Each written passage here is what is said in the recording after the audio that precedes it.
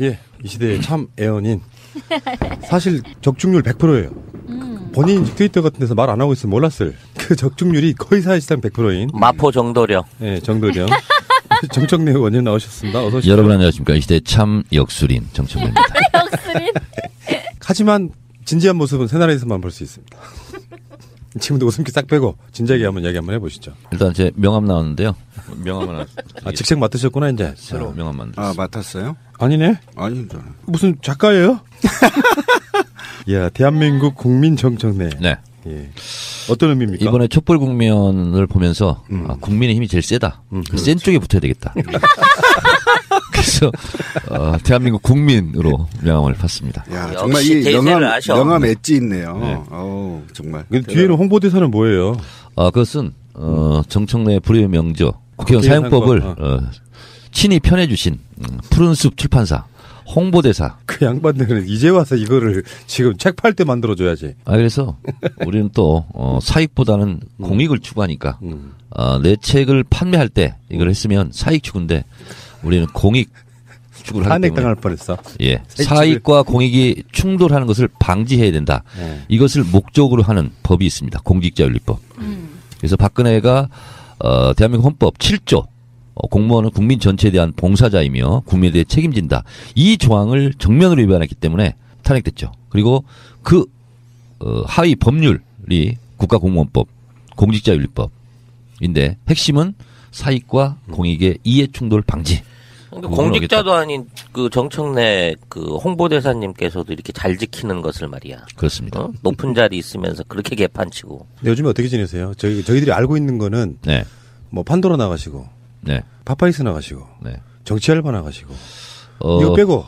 참 방송인이시네. 빼고 는 오로지 새로운 대한민국의 건설, 진정한 정권 교체와 민주정부 수립을 위해서 그리고 적폐청산을 위해서 모든 시간을 할애하고 있습니다. 꿈속에서도 그 일을 하고 있어요. 요즘 꿈에 나타나요, 막. 아니, 검찰총장 하셔야 되겠는데, 지금. 네. 그러니까 우리가 객관적으로 봤을 때는 굉장히 바쁘실 것 같잖아요. 뭐 아까 말한 그 리스트 중에 민주정표도 나가시고 그렇게 해봐야 일주일에 4개밖에 안 돼.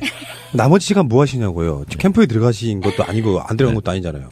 invisible hand, 보이지 않는 손. invisible power, 네, 보이지 않는 힘. 그런 역할을 하고 있죠. 뭐야? 이게 정치계에서 쓰리 친다는 얘기잖아, 이거. 네. 박근혜 같은 오대인이잖아. 제가 오전 일과는 제가 공개할 수 있습니다. 오전은 전국 현황을 쭉 보면서 오늘의 리딩 야마는 이걸로 잡아야 되겠다 하면서 트위터를 날립니다. 저로서는 문필 활동이고 전국을 타개할 수 있는 리딩 포인트, 뷰 포인트 이런 것을 제가 제시를 하면 제일 먼저 요즘 쓰는 게 어디냐면 동아일보. 온라인 뉴스 받았어요, 걔들이. 그대로 받았습니다. 그래서 동아가 쓰면 이해 질서라 조선이 씁니다. 또 이해 질서라 중앙이 쓰면 나머지 인터넷 매체에서 다 씁니다. 약간 개념은 다르지만 좌표 찍어주는 거예요. 이렇게 정치를 제가 혼자 다 이렇게 컨트롤하고 있는 거예요. 그래서 기자들이 알람을 해놨대요. 제 트위터를. 저도 해놨어요. 지금도 계속 올라오잖아요. 그렇습니까? 그래서 이 기사를 쓰고 있는 현장에 있는 기자들이 대체적으로 35세 미만입니다. 실무진을 뛰는 친구들이. 그러면 6월 항쟁도 잘 몰라요. 역사를. 그래서 제가 그런 생각을 이 어린 기자들에게 해야 되겠다고 생각한 게 저한테 이렇게 물어요. 80년 6월 항쟁 그때는 어땠어요? 80년이라니.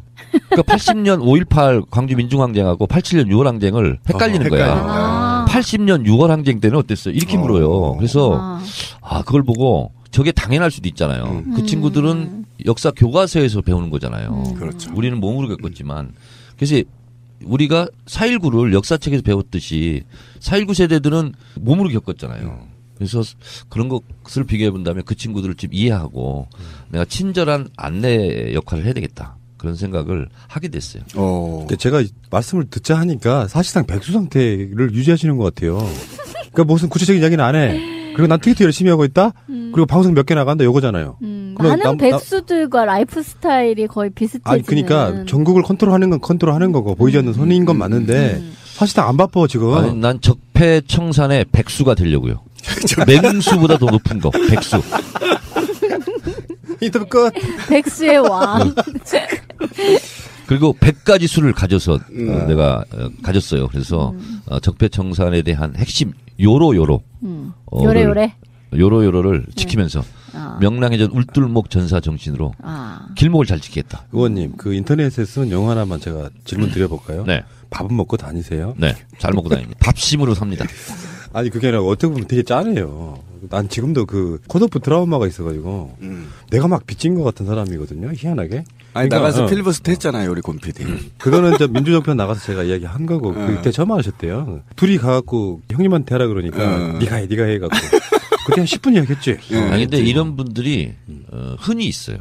뭐냐면 제가 전국 강연 또 많이 다니잖아요. 그래서 며칠 전에도 동국대 정의과 학생들 그 강의실에서 강의했는데 이제 저를 이제 처음 만나는 분들이잖아요. 근데 정청래에 대한 기억이 가장 센 게 뭐냐면 컷오프예요.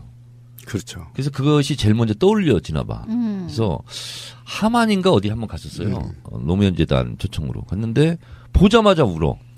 몇 달이 지났는데. 억울 캐릭터로 인식이 되어 있구나. 저 같은 경우는 그때 이제 새날 청자랑 곰피디랑 막 몰려갔었거든요. 거기 몰려가서 했었는데 좀 미안한 감을 갖고 있어요. 정청래 의원을 보면. 솔직히 좀 그쵸. 미안하더라고요. 저는 이제 미안하더라고요. 벗어났어요. 잊었는데 그분은 저를 보는 순간 그 순간으로 돌아가는 거야. 타임머신을 타고. 그리고 막 울어. 그러니까 그 마음이 아파서 그랬어요. 저희 모든 많이 기준이 아팠죠. 현역 국회의원의 포커스가 맞춰져 있다 보니까 정상적으로 도전할 기회도 상실된 상태에서 가장 억울한 캐릭터예요. 그래서 현재 김종인 씨는 밖에 이제 나가셔서 또 정청래 떨어뜨려 놓고 자기는 나갔다?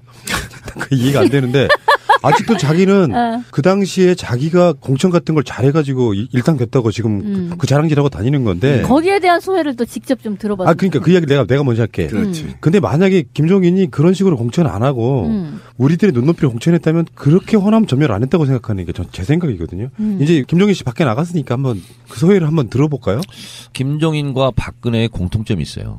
뭐냐면 공감 능력이 부족하고, 그리고 사리 분별을 잘 못해. 그리고 내가 뭘 잘못했는지를 몰라요. 그리고 독불장군, 나만 오라.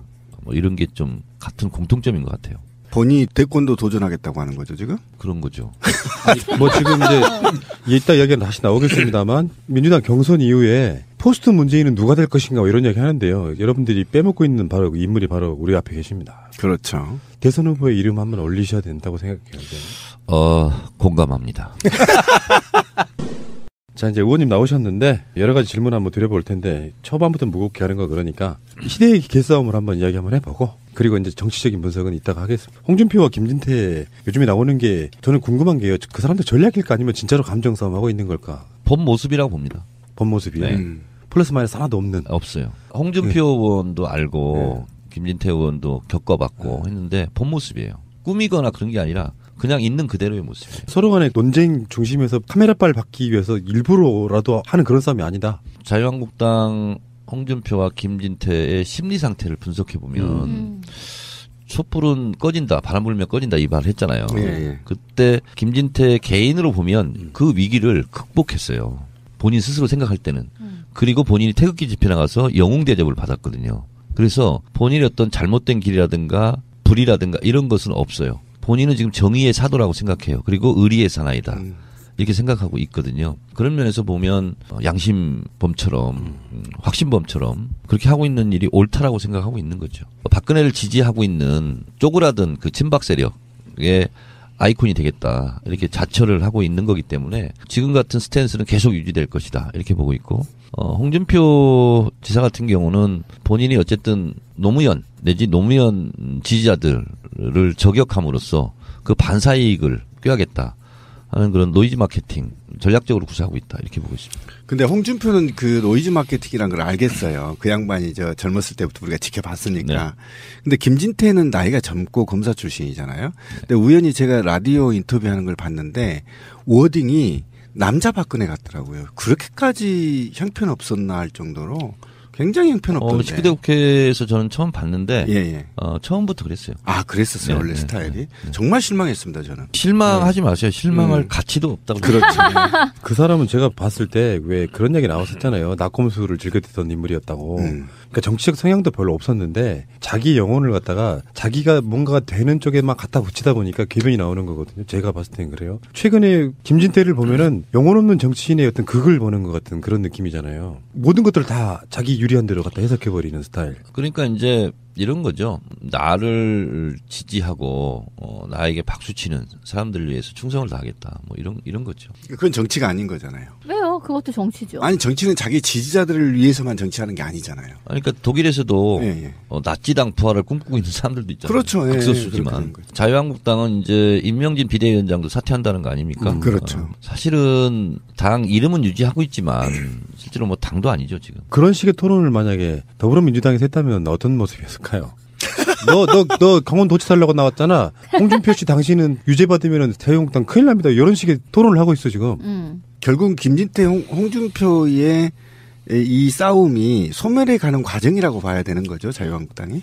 그러니까 뭐냐면 사람이 두 가지 예를 들겠는데요. 추상어와 관념어를 사용하는 사람들의 특징은 그 사안에 대해서 꿰뚫지 못하고 있고 잘 알지 못하기 때문에 중원, 무원, 관념어, 추상어를 사용하는 거거든요. 마치 수학 문제를 풀 줄 모르는 선생님이 아이들에게 그 문제를 푸는 방법을 가르쳐 주는 것과 똑같은 거죠. 그러니까 본인이 몰랐을 때 또는 자기가 이것은 불이한 거예요. 근데 이것은 불이한 거지만 가식적으로 옳다라고 스스로 억지로 믿으면서 자꾸 설명하려고 할 때 이럴 때 관념어, 추상어 이런 것들이 사용되거든요. 그리고 단문이 없고 만연체, 장문으로 이렇게 포유문처럼 막 이렇게 얘기하는 거거든요. 저는 그것은 안 지사의 대연정 설명이 저는 그런 경우다 이렇게 보고 있고요. 또 하나는 불의한 거지만 불의가 아니라 정의다라고 믿고 불의를 정의로 믿고 말하는 경우는 완전히 남들이 보면 스탠스가 꼬였다 내지는 엇박자 내고 있다고 생각하지만 본인은 확신에 차서 얘기하니까 그런 경우는 상대편에서 봤을 때는 저 사람은 시대와의 불화, 공감 능력 부족 이렇게 이제 보이는 거죠. 그럼 의원님이 봤을 때 홍준표가 김진태 빼고요. 홍준표가 정말 대선 당선을 노리고 뛰는 거라고 보세요? 홍준표 씨를 한마디로 말한다면 정치 기술자죠.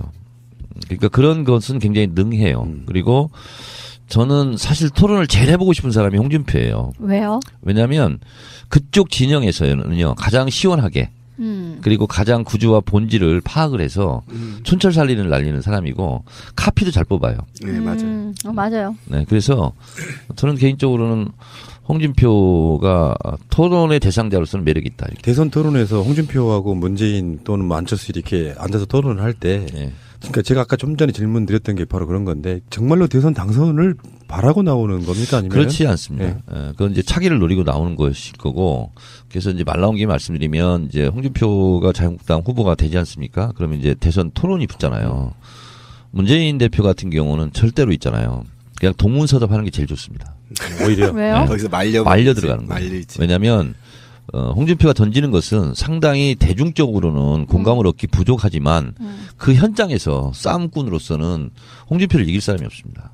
제가 보기에는. 그래서 대변이라고 할지라도 그렇습니다. 그러니까 홍준표가 끌어들이는 링에 올라가는 순간 그냥 거의 뭐 개싸움이 되는 거예요. 그러니까 페이스에 말리지 말아야 된다. 그렇습니다. 그래서 그냥 네. 차라리 우문현답하는 식으로 동문선답하는 식으로 문재인 대표, 문재인 후보 아니 지금 친문 패권주의 말이야. 이거는 사람이 할 짓이 못 되잖아요. 뭐 이렇게 예를 들면 공격할 수 있잖아요. 그럼 어떻게 대답을 해야 돼요? 저는 국민과 함께 하겠습니다. 그렇지. 예를 들면 이런 식으로.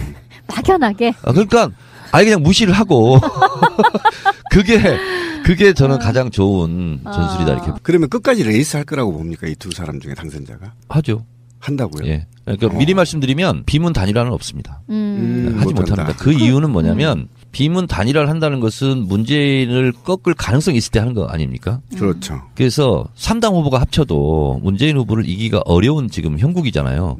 그러면 단일화 하기도 어렵지만 단일화해서도 승리에 대한 가능성이 없어지는 거잖아요. 그러니까 홍준표가 결국에는 사자 아니면 오자로 대선이 끝까지 갈 가능성이 높은데 네. 오자. 제가 예를 들면 홍준표 같은 스타일이 나오면 토론회에서도 심상정 대표의 전략은 문재인을 방어하는 쪽으로 가겠다는 게 그런 걸 한번 들은 적이 있거든요. 근데 그 토론 현장에서 만약에 홍준표가 공격하는데 심상정 대표가 거들면 정의당 지지율은 상당히 빠질 겁니다. 토론에서는 가장 난적을 만난 걸 수도 있어요. 안지사나 이재명 시장 쪽에 제가 아는 친구들도 많기 때문에 사석에서 만나서 그런 조언을 한 적이 있어요. 문재인의 대체제가 되려고 하지 마라. 보완제 내지는 대안제가 되려고 해라. 대체제가 되려고 하는 순간 공격할 수밖에 없거든요. 네거티브를 할 수밖에 없고. 그러면 2등 전략을 잘못 세우는 거다. 승리 전략도 있지만 패배 전략도 있잖아요. 그래서 패배할 때 잘 패배해야 그 다음에 또 이기는 거거든. 그렇죠. 그래서 넘어질 때 잘 넘어져야 돼요. 그래야 덜 다칩니다. 낙법이죠. 그렇습니다. 그래서 근데 지금 그것이 안 되고 있는 것 같아서 안타까워요. 사실은 4월 3일 끝나면 아무것도 남는 게 없어져요. 문재인을 빼고는. 자산이 없어지는 거거든요. 저는 그래서 그렇게 조언을 좀 했는데 어느 순간까지는 그게 먹혔어요. 예를 들면 룰 문제 가지고 좀 티격태격 싸우고 있었잖아요. 그때 그쵸. 제가 조언을 했었어요. 빨리 승복해라. 빨리 당의 결정에 존중한다고 해라. 그리고 바로 그건 제 조언을 좀 받아들였었는데 그 이후로도 제가 계속 이렇게 만나기도 하고 전화로 연락도 해서 이번 토론 이런 것이 좀 실패였다.